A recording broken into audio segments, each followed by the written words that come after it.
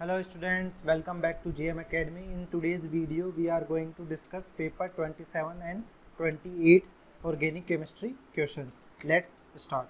Paper 27 में पहला organic chemistry का question है An unsaturated hydrocarbon X absorbs 2 hydrogen molecules यानी 2 H2 molecules का यूज़ होगा इन catalytic hydrogenation also gives following reaction. यदि वो molecule X है वो ओजोनोलिसिस करेगा तो ये बनेगा जिसकी Ag ये क्या है अपने पास टोलेंस रिएजेंट के साथ रिएक्शन कराने पे अपने पास फाइनल प्रोडक्ट जो बन गया वो बनेगा 3-ऑक्सोहेक्सेन डाई कार्बोक्सिलिक एसिड। तो डाई कार्बोक्स इस तरह से जो मोलिक्यूल होगा उसका मतलब ये है कि जहाँ पर कार्बोक्सिलिक एसिड है वहाँ पर क्या होगा CHO ए में, फिर CHO कन्वर्ट किस में हो गया COOH में by Tollens reagent mild oxidising agent की तरह यूज़ होगा।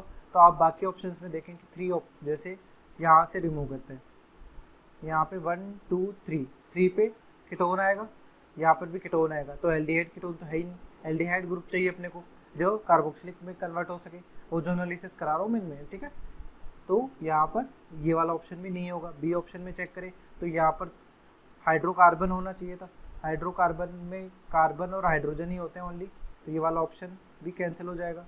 ये वाला ऑप्शन चेक करते हैं तो यहाँ पर यदि ये CHO बनेगा तो CHO बनेगा तो यहाँ पर क्या हो जाएगा 1 2 पे ही डबल बॉन्ड है, तो डबल बॉन्ड O जो आ रहा है वो 2 पे आ रहा है, तो 3-ऑक्सो कभी भी नहीं आएगा। फिर डी ऑप्शन चेक करते हैं। डी ऑप्शन में देखिए आप यदि इसका ओजोनोलिसिस कराते हैं यानी O3 जिंक के साथ में इसकी रिएक्शन कराते हैं तो आपके पास क्या बनेगा, यहाँ पर डबल बॉन्ड हो, बाकी मोलिक्यूल यहाँ पर CHO, ये CHO हो गया और दूसरा इस कार्बन पर भी CHO हो गया, ठीक है। और ये जो बचा हुआ वो बन जाएगा HCHO। फिर आप टोलेंस रिएजेंट का इसमें यूज़ करते हैं जो यहाँ पर दिया हुआ है, वो क्या करेगा यहाँ पर एल्डिहाइड को कार्बोक्सिलिक एसिड में कन्वर्ट कर देगा। तो कार्बोक्सिलिक एसिड फर्दर ऑक्सीडाइज करके ये इस तरह से कार्बोक्सिलिक एसिड में कन्वर्ट हो गया और यहाँ पर डबल बॉन्ड O है। तो यहाँ पर नंबरिंग देखिए 1 2 3 4 5 6, ये क्या है अपने पास 3-ऑक्सोहेक्सेन 1,6 डाइओइक एसिड जो कि अपने पास फाइनल बन रहा है, इसलिए X हमारे पास जो होगा वो होगा ऑप्शन डी, इसलिए आंसर हो गया यहाँ पर डी, ठीक है। नेक्स्ट क्वेश्चन है क्वेश्चन 12। क्वेश्चन 12 में हमारे पास पूछा गया था increasing order of basicity for the following intermediates. तो यहाँ पर बेसिसिटी पूछी गई, basicity means lone pair donation tendency simply. तो यहाँ पर आप देखिए ये जो कार्बन है ये sp3 है, ये कार्बन भी sp3 है, तो इलेक्ट्रोनेगेटिविटी का रूल देखें अपन तो इलेक्ट्रोनेगेटिविटी सबसे कम किसकी होती है sp3 कार्बन की, फिर sp2 कार्बन की और सबसे ज़्यादा होती है sp कार्बन की, sp हाइब्रिडाइज कार्बन की। तो ये इसकी बेसिसिटी सबसे लीस्ट होगी क्योंकि ये अपना लोन पेयर जो होगा वो इजीली डोनेट नहीं कर पाएगा। तो सबसे ज़्यादा अपनी बेसिसिटी किसकी होगी फर्स्ट की, क्यों क्योंकि यहाँ पर sp3 भी है और 3 +I ग्रुप जुड़े हुए हैं, तो बेसिक स्ट्रेंथ जो होती है वो डायरेक्टली प्रोपोर्शनल होती है +I के और +M ग्रुप के। तो यहाँ पर सबसे ज़्यादा जो बेसिक स्ट्रेंथ होगी वो हो जाएगी फर्स्ट की, फिर हो जाएगी हमारे फोर्थ की, ठीक है, ये हमारा फिफ्थ है, ठीक है। इसके बाद अपने पास क्या होगा ये C ट्रिपल बॉन्ड N तो ऐसा है, ये भी sp है, यहाँ पर ये भी sp है, तो इसके बाद sp2 हाइब्रिडाइज, ये रेजोनेंस की वजह से क्या होगा sp2 हाइब्रिडाइज, तो यहाँ पर फिर आ जाएगा सेकंड। अब थर्ड और फिफ्थ में से कौन सा ज़्यादा एसिडिक होगा अपने पास बेसिक स्ट्रेंथ आप देखें तो CH triple bond C minus है और यहाँ पर C ट्रिपल बॉन्ड माइनस है, तो सबसे ज़्यादा जो स्टेबल एनायन होगा यहाँ पर नाइट्रोजन का -I भी आप बोल सकते हैं इस पर, तो ये ज़्यादा स्टेबल होगा, स्टेबल होने की वजह से ये क्या होगा वीकर बेस होगा कंपेरेटिव टू एल्काइन। तो यहाँ पर कौन सा आ जाएगा इससे पहले थर्ड, फिर आ जाएगा लास्ट में फिफ्थ, तो ऐसा कौन सा ऑप्शन मैच कर रहा है यहाँ पर first fourth second third fifth, तो ऑप्शन ए हमारा आंसर हो जाएगा, ठीक है। नेक्स्ट क्वेश्चन है 24 में पूछा गया है कि artificial sweetener which is stable under cold conditions are.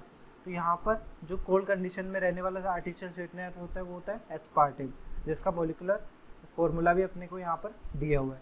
बाकी जो दिए हुए हैं ये सब भी क्या है आर्टिफिशियल स्वीटनर ही हैं, but they are stable in at high temperature too, यानी हाई टेम्परेचर पर भी स्टेबल रहता है, एलेटिन सैकरिन और सुक्रालोज।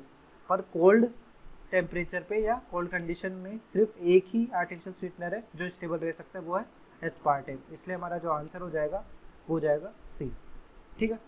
नेक्स्ट क्वेश्चन है इन the following reaction the product is. तो यहाँ पर आप देखिए ये NH2 है, यहाँ पर नाइट्रोजन पे लोन पेयर होने की वजह से इलेक्ट्रॉन डेंसिटी कहाँ पे होगी, ऑर्थो पे और पैरा पे। तो इलेक्ट्रोफाइल का अटैक ऑर्थो पे और पैरा पे होगी।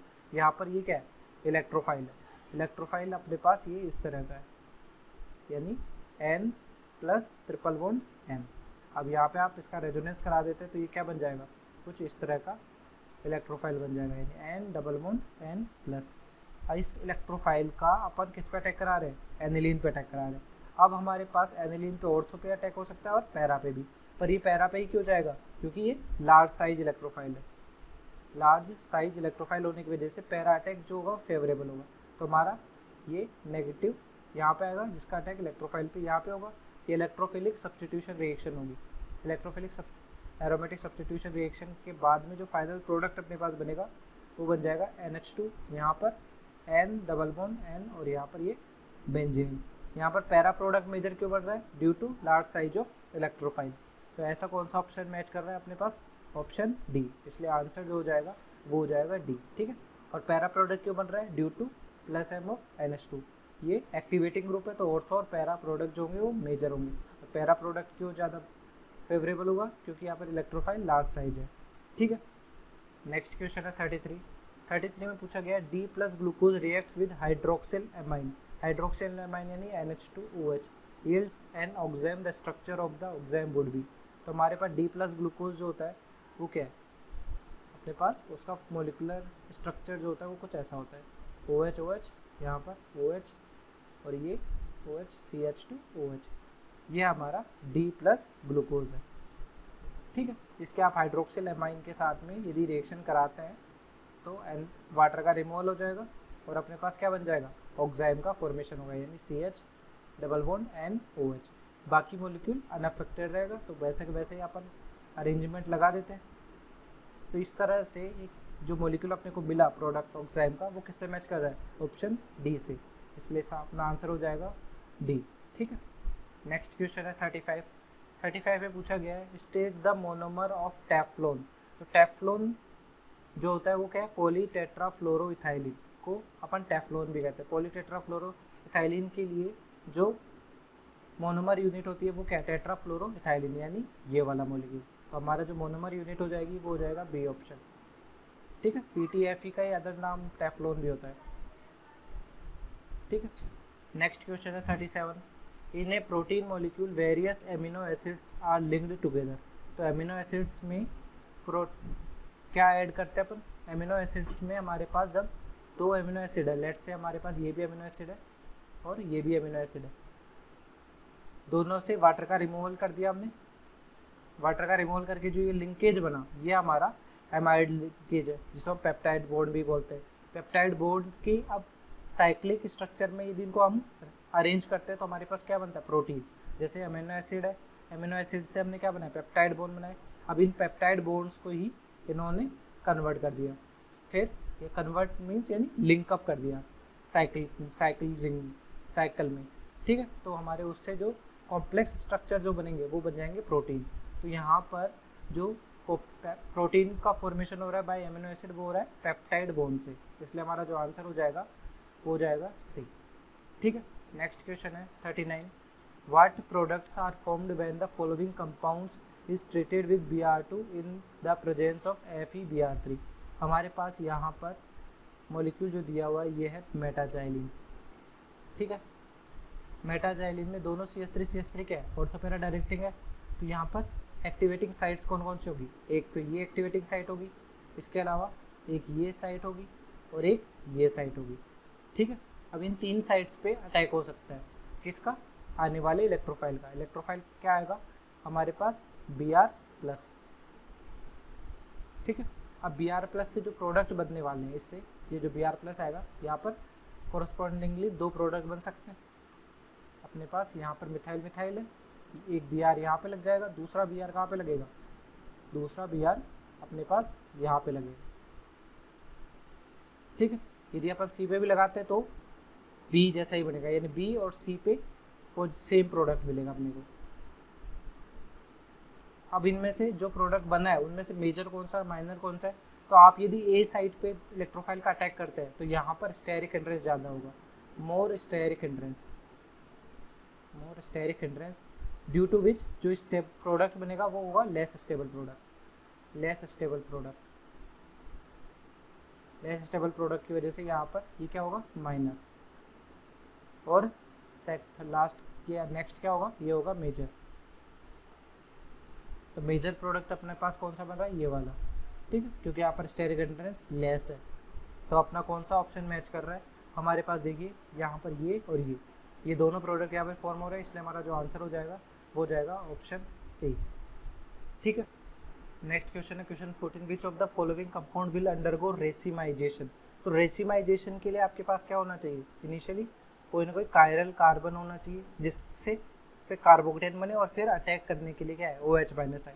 तो यहाँ पर देखिए यहाँ पर कोई भी कार्बोकेटाइन नहीं है, यहाँ पर भी कायरल कार्बन नहीं है, सॉरी। तो कायरल कार्बन होने के लिए यहाँ पे डिफरेंट ग्रुप्स होने चाहिए थे। ये कार्बन जो है कायरल कार्बन है, यानी CH3HETCl। तो यदि इससे अपन क्या बनाते हैं, यहाँ पे कार्बोकेटाइन बना दे, फिर इस पे क्या करे, अटैक करे OH माइनस का। तो अपने पास क्या होगा, दोनों साइड से, अप साइड से और डाउन साइड से OH माइनस का अटैक होगा, और अपने पास जो कंपाउंड बन जाएगा वो बन जाएगा CH3CHOHET, जिसमें दोनों फॉर्म होंगे, R भी होगा और S भी होगा। That means racemisation takes place. तो रेसिमाइजेशन किसकी वजह से हो रहा है, यहाँ पर कार्बोकेटाइन की वजह से। तो कार्बोकेटाइन केवल यहाँ पर ही इफेक्टिव होगा, क्योंकि यहाँ पर चारों के चारों क्या है, ग्रुप्स डिफरेंट है, और बाकी जगह कहीं पे भी आप यदि ऐड करेंगे तो कायरल सेंटर अपने को मिलेगा ही नहीं आफ्टर रिएक्शन। तो जो हमारा आंसर हो जाएगा वो हो जाएगा ऑप्शन सी, ठीक है। ये थोड़ा लॉजिकल क्वेश्चन था, इसको अपन ऑप्शंस को देख के ही सॉल्व कर सकते हैं, ठीक है। नेक्स्ट क्वेश्चन है 41, among the following sets of reactants which one produces anisole. Anisole क्या होता है, अपने पास बेंजीन पर OCH3 ग्रुप, ठीक है। तो इस तरह से बनाना है। तो पहली रिएक्शन में देखते हैं, पहली रिएक्शन में हमारे पास में यहाँ पे क्या दिया हुआ है, यहाँ पर अपने पास दिया है टोलुइन। इसकी रिएक्शन किसके साथ करा रहे हैं अपन, इसका CH3COCl in presence of AlCl3, ठीक है। तो ये फ्रीडल क्राफ्ट एसाइलेशन रिएक्शन होगी। ये ऑर्थो पैरा डायरेक्टिंग है, ऑर्थो पैरा डायरेक्टिंग होने की वजह से जो ग्रुप आएगा, इससे जो अपने पास एसिलेनियम कार्बोकेटाइन जो बनेगा, ये कहाँ पे अटैक करेगा, ये पैरा पोजीशन पे। पैरा प्रोडक्ट मेजर होता है, ऑर्थो भी बनेगा बट पैरा मेजर होता है। पर अपने को यहाँ पर ये तो बनाना नहीं था, तो ये ऑप्शन भी नहीं होगा। दूसरा देखते हैं बी ऑप्शन। बी ऑप्शन में क्या दिया हुआ है, बी ऑप्शन में हमारे पास दिया हुआ है कि PHOH की इनिशियली किस साथ रिएक्शन करेगा, NaOH के साथ। तो ये फिनॉल क्या है, एक एसिड है, ये बेस है, एसिड बेस रिएक्शन होगी। तो एसिडिक H को OH माइनस एसिडिक H को ले जाएगा, क्या बन जाएगा, phenoxide ion, PHO minus, phenoxide ion बन गया। इस पे क्या होगा, CH3I का अटैक, यानी SN2 रिएक्शन होगी, ये SN2 रिएक्शन हो गई। तो यहाँ पर फाइनल जो प्रोडक्ट बन जाएगा वो क्या बन जाएगा, यहाँ पर ऑक्सीजन से CH3 जुड़ा हुआ है, यानी मेथॉक्सी बेंजीन, जो क्या है, anisole. That means anisole preparation के लिए कौन सा मेथड ऑप्शन यूज़ करेंगे, ऑप्शन बी। इसलिए आंसर हो गया यहाँ पर बी, ठीक है। नेक्स्ट क्वेश्चन है 42, विच of the following will not be soluble in sodium hydrogen carbonate. Sodium hydrogen carbonate क्या होता है, NaHCO3। NaHCO3 में वो सभी एसिड्स डिजोल्व हो जाएंगे जिनकी एसिडिक स्ट्रेंथ किससे ज़्यादा है, H2CO3 से। ऐसा क्यों, कि जैसे बेंजीन सल्फोनिक एसिड ही ले लेते हैं कि PHSO3H की रिएक्शन आपने NaHCO3 के साथ में कराई, तो आपके पास क्या बनेगा, पहले सॉल्ट बन जाएगा PHSO3 माइनस Na+, और ये HCO3 माइनस H+ को लेकर क्या बनेगा, H2CO3। तो रिएक्शन फॉरवर्ड जाए, इसके लिए क्या जरूरी है कि इधर वीक एसिड बने और इधर स्ट्रॉन्ग एसिड बने। तो H2CO3 से जितने भी ज़्यादा स्ट्रॉन्ग एसिड्स हैं वो सब इसके साथ रिएक्शन दे देंगे। तो बेंजोइक एसिड भी अपने पास इससे ज़्यादा स्ट्रॉन्ग एसिड है तो ये भी दे देगा। ऑर्थो नाइट्रोफिनॉल और 2,4,6 ट्राई नाइट्रोफिनॉल, 2,4,6 ट्राई नाइट्रोफिनॉल अपना जो होता है वो इसके साथ में रिएक्शन दे देगा। इसको हम क्या कहते हैं, पिक्रिक एसिड भी कहते हैं। इसका pK कार्बोक्सिलिक एसिड से भी कम होता है, तो ये ज़्यादा एसिडिक होने की वजह से NaHCO3 के साथ में रिएक्शन दे देता है। बट ऑर्थो नाइट्रोफिनॉल अपने पास क्या है, ये वाला है।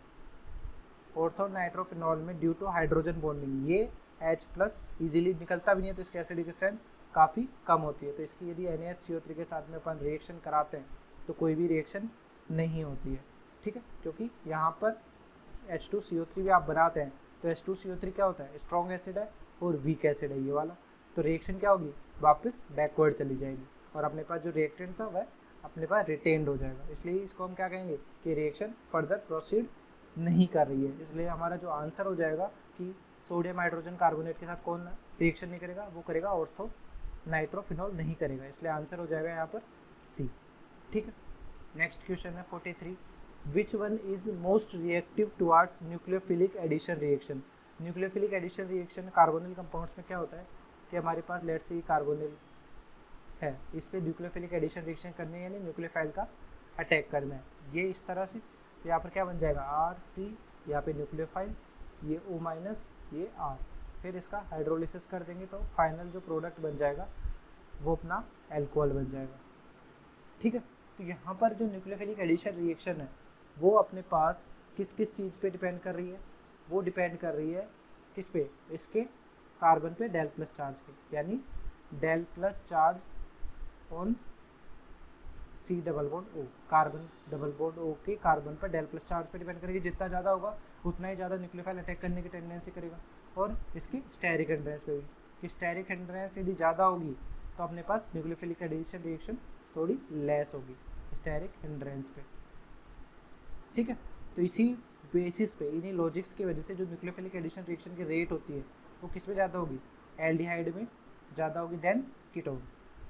एल्डिहाइड्स में स्टेरिक हिंड्रेंस भी कम होता है और डेल प्लस चार्ज भी ज़्यादा होता है। डेल प्लस चार्ज ज़्यादा कैसे होता है कि हमारे पास RCHO इस तरह से, और यहाँ पर लेट से CH3 C डबल बॉन्ड हो CH3, यहाँ पर CH3 मान लीजिए, तो ये क्या होगा, CH3 प्लस आई देगा, पर इसके डेल प्लस चार्ज को इतना कम नहीं करेगा जितना यहाँ पर हो रहा है, या फिर 2 प्लस आई है और स्टेरिक हिंड्रेंस भी ज़्यादा है, जिससे इस पर रेट कम होगी, CH3 CHO पे ज़्यादा होगी।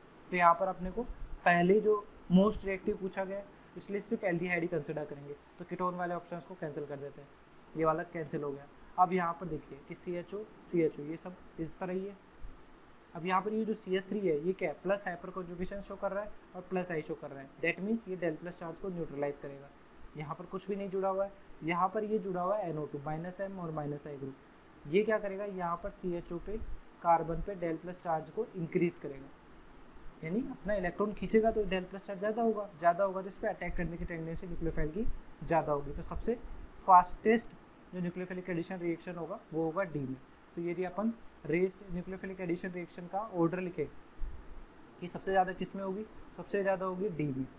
ठीक है, इसके बाद में किस में होगी, इसके बाद होगी बी में, कि यहाँ पर कोई भी ग्रुप नहीं जुड़ा हुआ है, फिर हो जाएगी ए में। ठीक है, ए में भी क्यों हो रहा है, क्योंकि एल्डिहाइड है, फिर कीटोन होगा। ठीक है, तो इस तरह से करते हैं। नेक्स्ट क्वेश्चन 44 है, इसमें दिया गया है कि identify Z in the sequence of reaction. तो हमारे पास इनिशियली क्या दिया हुआ है, CH3 CH2 CH double bond CH2, इसकी किसके साथ रिएक्शन करा रहा है, HBr की in presence of peroxide, hydrogen peroxide. तो HBr in presence of peroxide कौन सी रिएक्शन देता है, फ्री रेडिकल मैकेनिज्म देता है, और यहाँ पर कैसा होगा, Br का एंटी मार्कोनिकॉफ एडिशन होगा। एंटी मार्कोनिकॉफ से मतलब क्या है कि कार्बन कहाँ, जो ब्रोमीन है वो कहाँ, जहाँ पर नंबर ऑफ हाइड्रोजन्स की संख्या ज़्यादा हो या कार्बोकेटाइन लेस स्टेबल हो, वहाँ पर जाके लिंक हो जाएगा।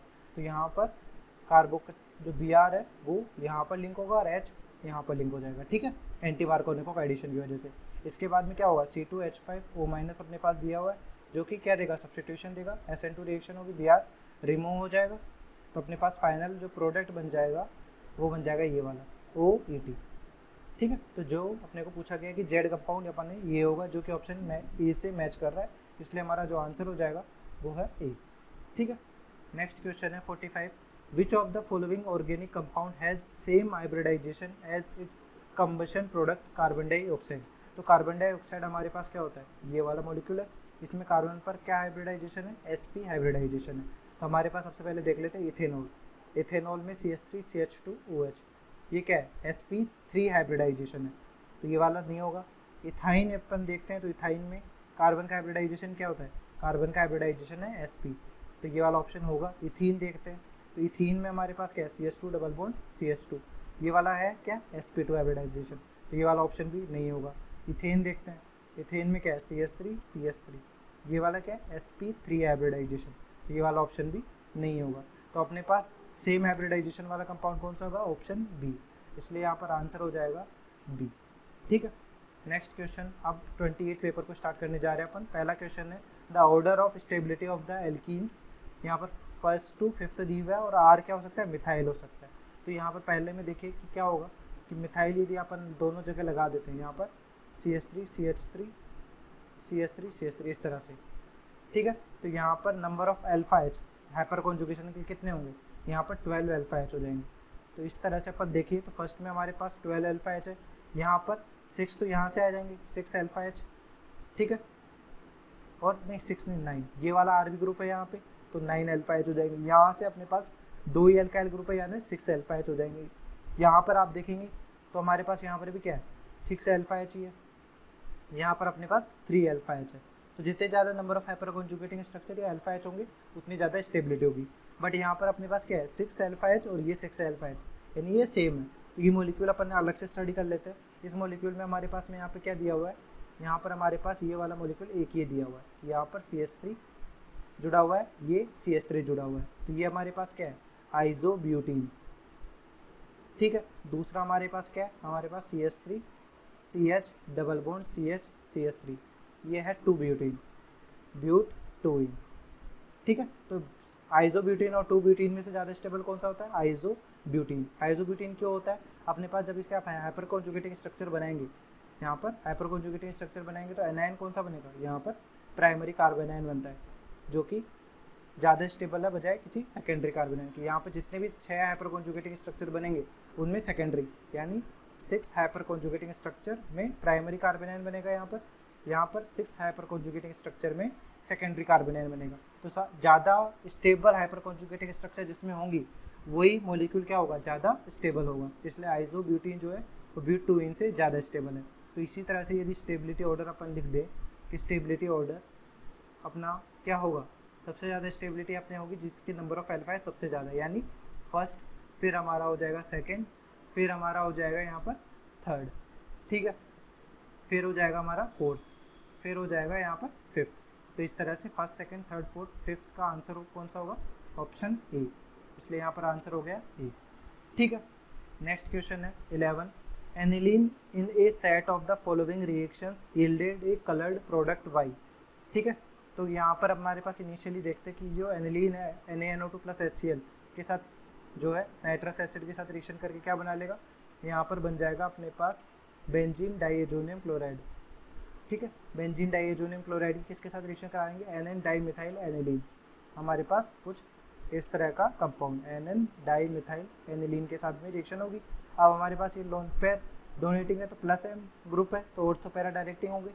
और यहाँ पर इलेक्ट्रोफाइल क्या है, ये बेंजीन डाइएजोनियम क्लोराइड, ये कहाँ पे अटैक करेगा, ये पैरा पोजीशन पर प्रेफरेबली अटैक करेगा। तो अपना जो फाइनल प्रोडक्ट अपने पास मिल जाएगा वो क्या बनेगा, यहाँ पर इलेक्ट्रोफिलिक सब्स्टिट्यूशन रिएक्शन हो रही है, उसकी वजह से ये जो प्रोडक्ट बन जाएगा final N double bond N अपने पास PH, ये इस तरह से, ठीक है। यहाँ पर ये वाला मॉलिक्यूल अटैक कर रहा है इलेक्ट्रोफाइल की तरफ पैरा पोजीशन पे, जिससे ये हमारा जो हो जाएगा ये ऑरेंज कलर डाई होता है अपने पास, जो कि अपने पास यहाँ पर कलर्ड प्रोडक्ट जो मिल रहा है वो इसकी वजह से मिल रहा है। तो हमारा जो ऑप्शन हो जाएगा यहाँ पर वो जाएगा ऑप्शन बी, कि इस कंपाउंड के फॉर्मेशन की वजह से जो वाई कंपाउंड है वो कलर शो कर रहा है, ठीक है। इसलिए आंसर हो गया बी, ठीक है। नेक्स्ट क्वेश्चन है question 12, in the following the most stable conformation of N butane is. तो N ब्यूटेन हमारे पास क्या होता है, CH3 CH2 CH2 CH3, ये है N ब्यूटेन। इसमें मोस्ट स्टेबल पूछा है तो मोस्ट स्टेबल कौन से होते हैं, स्टैगर्ड कन्फॉर्मर होते हैं। स्टैगर्ड कन्फॉर्मर में भी कौन सा होगा, जो गोच होगा। अपने पास पहला एक गोच हो गया और एक कौन सा हो सकता है, दूसरा हो सकता है एंटी। तो हमारा एक गोच हो गया और एक एंटी हो गया। तो यहाँ पर एंटी कन्फॉर्मर में ये वाले ग्रुप है, ये हमारा एंटी है। तो किस में सबसे ज़्यादा स्टेबिलिटी होगी, यहाँ पर एंटी वाला ज़्यादा स्टेबल होगा। क्यों, क्योंकि यहाँ पर जो बल्कि ग्रुप है मिथाइल मिथाइल उनके बीच में रिपल्शन कम है, तो लेस रिपल्शन की वजह से बट ये मोर स्टेबल होगा। तो यहाँ पर एंटी फॉर्म कौन सा दिया हुआ है ये देखना है अपने को। तो एंटी फॉर्म अपने पास ये वाला स्ट्रक्चर दिया हुआ है ब्यूटेन का, तो ये सबसे ज़्यादा स्टेबल होगा, इसलिए आंसर हो जाएगा यहाँ पर सी, ठीक है। नेक्स्ट क्वेश्चन है 26, in a set of reactions ethyl benzene yielded a product D. तो हमारे पास कोई भी बेंजीन पर यदि कोई भी ऐसा ग्रुप दिया हुआ है, लेट से ये कार्बन है, इसके ऊपर हाइड्रोजन है, ये इस तरह से हो, या हमारे पास कोई भी ऐसा ग्रुप है, ये कार्बन है और इसके पास में डबल बॉन्ड अनसेचुरेशन है, ये किससे रिएक्शन करे, KMnO4 के साथ में रिएक्शन करे, तो हमारे पास KMnO4 या K2CR2O7 किसी भी स्ट्रॉन्ग ऑक्सीडाइजिंग एजेंट के साथ में रिएक्शन करे, तो हमारे पास जो फाइनल प्रोडक्ट बनेगा वो बनेगा बेंजोइक एसिड। ठीक है, तो यहाँ पर भी क्या होगा, यहाँ पर अल्फा हाइड्रोजन है, तो बी में क्या बन जाएगा, यहाँ पर बन जाएगा बेंजोइक एसिड। ठीक है, बेंजोइक एसिड बन गया। बेंजोइक एसिड में COOH जो है वो मेटा डायरेक्टिंग है, यानी -I ग्रुप है, तो मेटा डायरेक्टिंग होने की वजह से जो हमारे पास इलेक्ट्रोफाइल आएगा Br2 FeBr3 में, ठीक है, Br+, ये मेटा पोजिशन पे आएगा। मेटा पोजिशन पे आके अपन कैसे लगा देंगे इसको हम लगा देंगे, इसके COOH यहाँ पर है और यहाँ पर Br लग गया। अब यहाँ पर ये जो C डबल बॉन्ड OH है, ठीक है, ऑक्सीजन, ये किसके साथ रिएक्शन कर रहा है, C2H5OH के साथ। तो एसिड और अल्कोहल के बीच में एस्टरिफिकेशन रिएक्शन होती है, वाटर का रिमूवल हो जाएगा, ये कौन सी रिएक्शन हो जाएगी, ये हो जाएगी एस्टरिफिकेशन रिएक्शन। तो एस्टरिफिकेशन रिएक्शन के बाद में जो फाइनल प्रोडक्ट अपने पास मिलेगा वो क्या मिलेगा, अपने पास C double bond O C2H5 और यहाँ पर क्या लग जाएगा, यहाँ पर Br। तो ये हमारा फाइनल प्रोडक्ट होगा जो कि D है। तो अपने को D पूछा गया, इसलिए आंसर जो हो जाएगा अपने पास मेटा पोजिशन पे देखना है, ये एस्टर है और इसके 1 2 3 ये मेटा पोजिशन में Br लगा हुआ है, दैट मीन्स आंसर जो हो जाएगा वो हो जाएगा ऑप्शन E। ठीक है, नेक्स्ट क्वेश्चन है 28 पूछा गया है, given are cyclohexanol, first acetic acid, 2,4,6 trinitrophenol and phenol, in this the order of decreasing acidic character. तो हमारे पास साइक्लोहेक्सेनोल अपन देख लेते हैं, साइक्लोहेक्सेनोल अपने पास ये वाला होता है, ठीक है, ये फर्स्ट है। फिर एसिटिक एसिड है CH3C डबल बॉन्ड OH, ये सेकंड है। फिर 2,4,6 ट्राइनाइट्रोफिनोल, 2,4,6 ट्राइनाइट्रोफिनोल में हमारे पास ये NO2, अपने पास यहाँ पे NO2 और यहाँ पे भी NO2 ग्रुप। ठीक है, फिर हमारा सबसे लास्ट में जो है वो है फिनोल, ये थर्ड हो गया। फिर हो जाएगा यहाँ पर फिनोल।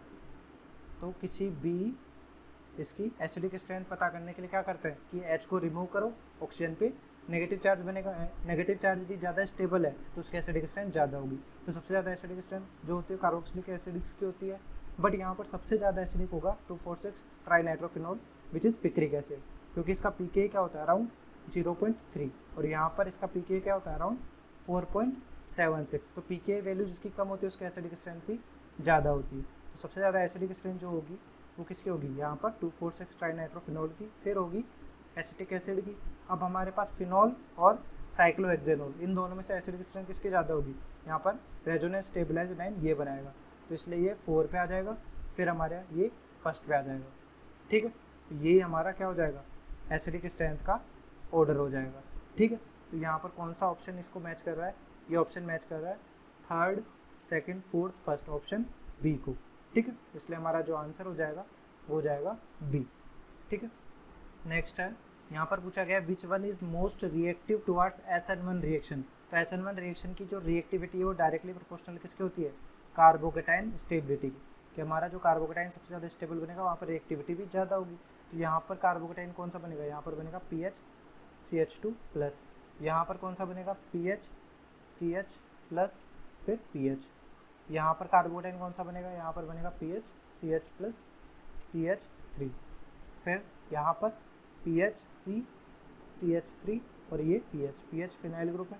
सबसे ज़्यादा स्टेबल कार्बोकेटाइन अपने यहाँ पर बन रहा है क्योंकि 2 फेनिल रिंग की रेजोनेंस हो रहा है और यहाँ पर 3 अल्फा H भी है। तो सबसे ज़्यादा स्टेबल कार्बोकेटाइन बनने की वजह से रिएक्टिविटी SN1 रिएक्टिविटी सबसे ज़्यादा ऑप्शन डी की होगी, इसलिए हमारा जो आंसर हो जाएगा वो हो जाएगा डी। ठीक है, नेक्स्ट क्वेश्चन है 32, which one is most reactive towards an electrophilic reagent. तो हमारे पास इलेक्ट्रोफिलिक रिएजेंट अटैक करेगा, उसके लिए सबसे ज़्यादा रिएक्टिव कौन सा होगा, जिस पर कैसे ग्रुप जुड़े हुए, एक्टिवेटिंग ग्रुप। एक्टिवेटिंग ग्रुप कौन से होते हैं, जो कि इलेक्ट्रॉन डेंसिटी देते हैं, यानी +I +M इस तरह के ग्रुप। तो यहाँ पर देखिए अपने पास ये +I है, ये भी +M है। ठीक है, सिमिलरली यहाँ पर भी क्या है, ये भी +I है, ये भी +M है, यहाँ पर ये भी +I है, ये भी +I ग्रुप है, अल्फा हाइड्रोजन है यहाँ पर, ये भी +M और +I है। तो यहाँ पर लगभग सारे ऑप्शंस में क्या है, एक्टिवेटिंग ग्रुप जुड़े हुए हैं। बट इसके बाद भी अपन क्या देखेंगे, यदि एक्टिवेटिंग ग्रुप जुड़े हुए हैं तो इलेक्ट्रोफाइल का अटैक किस में ईजिली होगा, जहाँ पर लेस स्टेरिक हिंड्रेंस हो, लेस स्टेरिक हिंड्रेंस हो। ठीक है, तो यहाँ पर सबसे कम हिंड्रेंस जो होगी वो कहाँ होगी, यहाँ पर, कि यहाँ पर देखिए CH3 मॉलिक्यूल है, सब में कॉमन है। फिर अपन देखेंगे ये वाला ग्रुप जो प्लस M ग्रुप है, OCH3 OH CH2OH और NH2, तो ये इसमें तो अल्फा हाइड्रोजन है, तो ये वाला ऑप्शन तो कैंसिल हो गया। अब प्लस M में देखेंगे तो हमारे पास सबसे छोटा साइज में कौन सा है, OH ग्रुप, तो इसकी वजह से इसकी स्टेरिक हिंड्रेंस काफ़ी कम होगी और लोन पेयर डोनेशन टेंडेंसी तो अच्छी खासी है। तो इसकी वजह से ये इलेक्ट्रोफाइल जो होगा ये अटैक कहाँ पे करेगा, इजीली ऑप्शन बी में। तो यहाँ पर इलेक्ट्रोफिलिक एडिशन रिएक्शन सबसे फास्टेस्ट होगी, तो आंसर हो जाएगा यहाँ पर बी। ठीक है, नेक्स्ट क्वेश्चन है 34, which one of the following is employed as a tranquilliser drug. Tranquilliser drug के लिए मेनली अपन क्या यूज़ करते हैं, अपन यूज़ करते हैं वेलियम। ठीक है, वेलियम का अपन डाइपम भी नाम भी यूज़ कर सकते हैं। ठीक है, इसका यूज़ अपन मेनली अपन क्यों यूज़ करते हैं कि हमारे पास एंजाइटी दूर करने के लिए ट्रैंक्विलाइजर ड्रग्स का यूज़ किया जाता है। बाकी यदि ड्रग्स के ऑप्शंस भी अपन देखें, ये ए ऑप्शन में दिया हुआ है, इसका यूज़ अपन अबॉर्शन में करते हैं, प्रेगनेंसी अबॉर्शन में। ठीक है, और प्रोमेथिजीन का यूज़ कब करते हैं, एलर्जीज के मामले में, और नेप्रोक्सीन का यूज़ कब करते हैं, एंटी इन्फ्लेमेटरी के लिए। तो मेनली आपको बाकी ड्रग्स के बारे में भी रीड करना है, तो आप इस वीडियो को पॉज करके इन पॉइंट्स को रीड आउट कर सकते हैं। यहाँ पर हमारा जो आंसर हो जाएगा वो हो जाएगा ऑप्शन सी। ठीक है, next 35, the correct order of increasing reactivity of CX bond towards nucleophile in the following compound. तो एल्काइल हैलाइड्स में न्यूक्लियोफाइल के लिए जो रिएक्शन रेट होती है वो किस पे डिपेंड करती है, डायरेक्टली उनके कार्बोकेटाइन की स्टेबिलिटी पे, कि जो कार्बोकेटाइन बन रहा है। और यदि एरिल हैलाइड हो, एरिल हैलाइड अपने पास यानी बेंजीन पर एलोजन जुड़ा हुआ है, इस पर न्यूक्लियोफाइल का अटैक होगा, तो किस पे डिपेंड करेगा कि यार del plus charge. Del plus charge किससे हो सकता है, एक तो हेलोजन अपन यूज़ कर सकते हैं मोर इलेक्ट्रोनेगेटिव, और हमारे पास ऑर्थो और पैरा पोजिशन पर क्या जुड़े हो, -I या -M ग्रुप जुड़े हुए हों, तब भी क्या होगा, डेल प्लस चार्ज ज़्यादा होगा, न्यूक्लियोफाइल अटैक करने की टेंडेंसी ज़्यादा होगी। बट न्यूक्लियोफाइल के अटैक करने की टेंडेंसी सबसे ज़्यादा किस में होगी, एल्काइल हैलाइड में, क्योंकि यहाँ पर बॉन्ड इजीली ब्रेक हो सकता है। एरिल हैलाइड में क्या होता है, एरिल हैलाइड में हेलोजन के बीच में और इनके बीच में रेजोनेंस होता है, इसलिए यहाँ पर पार्शियल डबल बॉन्ड कैरेक्टर होने की वजह से ये सब्स्टिट्यूशन रिएक्शन थोड़ी लेस देता है। बट यहाँ पर क्या जुड़े हो, -M group like NO2 NO2 group जुड़े हुए हैं, तो इसकी रेट ऑफ रिएक्शन बढ़ जाती है। ठीक है, तो यहाँ पर अपने पास सबसे ज़्यादा किसकी होगी, थर्ड की, क्योंकि यहाँ पर जो स्टेबल इसमें कार्बोकेटाइन बनेगा वो बनेगा ये टर्सरी कार्बोकेटाइन। इसके केस में अपने पास कार्बोकेटाइन क्या बनेगा, सेकेंडरी कार्बोकेटाइन। तो यहाँ पर रेट जो हो जाएगी CX बॉन्ड के ब्रेक होने की वो हो जाएगी थर्ड, फिर हो जाएगी फोर्थ। अब यहाँ पर -M ग्रुप जुड़े हुए हैं तो इसकी ज़्यादा होगी, फिर सेकेंड, फिर फर्स्ट। ठीक है, तो हमारा जो आंसर हो जाएगा वो कौन सा हो जाएगा, यहाँ पर थर्ड, फोर्थ, सेकेंड, फर्स्ट। तो हमारा आंसर हो गया बी, यहाँ पर आंसर हो जाएगा बी। ठीक है, नेक्स्ट क्वेश्चन है 36, which one of the following does not exhibit the phenomena of mutarotation. तो हमारे पास डाइसैकेराइड्स में ओनली सुक्रोज एकमात्र ऐसा डाइसैकेराइड है जो कि म्यूटा रोटेशन शो नहीं करता, because the glycosidic bond in between the anomeric carbon of glucose and anomeric carbon of fructose के बीच में बन रहा है, जो कि यहाँ पर अपने पास शो किया गया है। इसलिए हमारा जो आंसर हो जाएगा वो हो जाएगा बी। ठीक है, नेक्स्ट क्वेश्चन है 37, हमने को यहाँ पर पूछा गया कि नियोप्रीन पॉलीमर का स्ट्रक्चर कौन सा होगा। तो नियोप्रीन जो अपन बनाते हैं किससे बनाते हैं, क्लोरोप्रीन मोनोमर यूनिट से। क्लोरोप्रीन मोनोमर यूनिट को अपन कंबाइन कर देंगे तो हमारे पास जो पॉलीमर बनेगा वो होगा नियोप्रीन, जो कि किससे रिसेंबल कर रहा है, ऑप्शन बी से। इसलिए हमारा जो आंसर है वो है बी। ठीक है, नेक्स्ट क्वेश्चन है 41, विच of the following reactions will not result in the formation of carbon carbon bonds, यानी सिंपली कार्बन कार्बन बॉन्ड बनाना है। तो Friedel Crafts acylation, Friedel craft में क्या होता है, फ्रीडल क्राफ्ट में बेंजीन है यहाँ पर, और हमारे पास लेट से CH3 C डबल बॉन्ड हो Cl, AlCl3 की प्रेजेंस में रिएक्शन कराएंगे तो क्या बनेगा, यहाँ पर अपने पास COCH3 ग्रुप यहाँ पर जुड़ जाएगा। तो यहाँ पर क्या हो रहा है, यहाँ पर इस कार्बन के बीच और इस कार्बन के बीच में बॉन्ड फॉर्म हो रहा है। तो ये वाली ऑप्शन तो होगा ही नहीं, क्योंकि अपने को पूछा गया है नोट जिसमें कार्बन कार्बन बॉन्ड नहीं बने, तो ये तो ऑप्शन होगा नहीं। राइमर-टीमान में देखें, राइमर-टीमान में क्या होता है, हमारे पास यहाँ पर फिनॉल है, फिनॉल के आप किसके साथ रिएक्शन करा रहे हैं, CHCl3 प्लस NaOH के साथ। तो हमारे पास जो प्रोडक्ट बनता है वो क्या बनता है, OH की ऑर्थो पोजिशन पर CHO आ जाता है। अब यहाँ पर भी कार्बन कार्बन बॉन्ड है तो ये भी नहीं होगा। इसके बाद देखते हैं कैनिजारो। कैनिजारो में क्या लेते हैं, HCHO है, कंसनट्रेट NaOH की प्रेजेंस में क्या बनाएगा, हमारे पास ये एक बना लेगा HC double bond O minus Na+ और एक बना लेगा CH3OH। तो यहाँ पर कहीं पर भी कार्बन कार्बन बॉन्ड नहीं बन रहा है, तो ये ऑप्शन हो सकता है। वुड्स रिएक्शन में देखें, वुड्स रिएक्शन में क्या होता है, लेट से CH3Cl लिया हमने सोडियम ड्राई ईथर की प्रेजेंस में, तो यहाँ पर क्या प्रोडक्ट बन जाएगा, CH3CH3। यहाँ पर भी कार्बन कार्बन बॉन्ड बन रहा है, तो ये ऑप्शन भी नहीं होगा। तो कार्बन कार्बन बॉन्ड अपने पास सिर्फ कैनिजारो रिएक्शन में नहीं बनता, इसलिए आंसर हो जाएगा C। ठीक है, नेक्स्ट क्वेश्चन है 43 में हमारे पास में बोला गया है कि which of the following statements about primary amine is false. False statement अपने को पता करना है। तो alkyl amines are stronger base than ammonia, कि हमारे पास RNH2 जो होता है वो ज़्यादा बेसिक है किससे, अमोनिया से। तो ये स्टेटमेंट करेक्ट है, क्योंकि यहाँ पर ये एल्काइल ग्रुप है, क्या शो करेगा, +I शो करेगा। और बेसिक स्ट्रेंथ जो होती है वो क्या करती है, डायरेक्टली प्रोपोर्शनल है +I के और +M ग्रुप के। ये इलेक्ट्रॉन डेंसिटी देगा तो नाइट्रोजन अपने लोन पेयर को ईजिली डोनेट कर सकता है, क्योंकि इसके पास इलेक्ट्रॉन डेंसिटी बढ़ जाएगी by +I of alkyl group. तो ये स्टेटमेंट करेक्ट है। ठीक है, करेक्ट है, ये फॉल्स नहीं है। फिर alkyl amines are stronger base than aryl amines, ये भी सही बात है कि हमारे पास एल्काइल एमाइन देख लीजिए जैसे CH3NH2 है, और हमारे पास एराइल में देख लीजिए तो एराइल में हमारे पास यहाँ पर NH2 है। अब एराइल में हमारा जो नाइट्रोजन का लोन पेयर है वो रेजोनेंस में पार्टिसिपेट कर रहा है, इसलिए हमारा डीलोकलाइज्ड फॉर्म में, और यहाँ पर लोकलाइज्ड फॉर्म में। लोकलाइज्ड होने की वजह से इसकी बेसिक स्ट्रेंथ क्या होगी, ज़्यादा होगी, ये लोन पेयर इजीली डोनेट कर सकता है। तो ये वाला भी ट्रू स्टेटमेंट है। फिर देखते हैं कि alkyl amines react with nitrous acid to produce alcohol. तो हमारे पास अल्काइल एमाइन जैसे CH3NH2 है, नाइट्रस एसिड HNO2 के साथ में रिएक्शन करेगा तो यहाँ पर क्या बनेगा, यहाँ पर बनेगा CH3N2+ which is highly unstable. तो ये रिमूव हो जाएगा, नाइट्रोजन गैस रिलीज हो जाएगी और बन जाएगा कार्बोकेटाइन, जिस पे अपन क्या किसका अटैक करेंगे, H2O का अटैक करेंगे। तो अपने पास फाइनल जो आंसर बन जाएगा वो बन जाएगा CH3OH।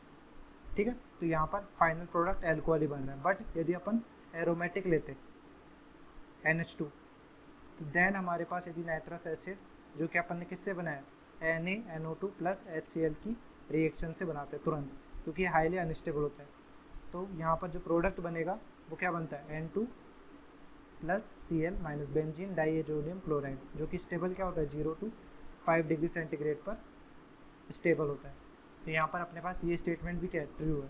पर aryl amines react with nitrous acid to produce phenol, ये स्टेटमेंट फॉल्स है कि हमारा एराइल एलाइड जब नाइट्रस एसिड के साथ रिएक्शन करता है तो बेंजीन डाइएजोनियम क्लोराइड का फॉर्मेशन होता है। तो यहाँ पर जो अपना आंसर हो जाएगा वो हो जाएगा ऑप्शन डी।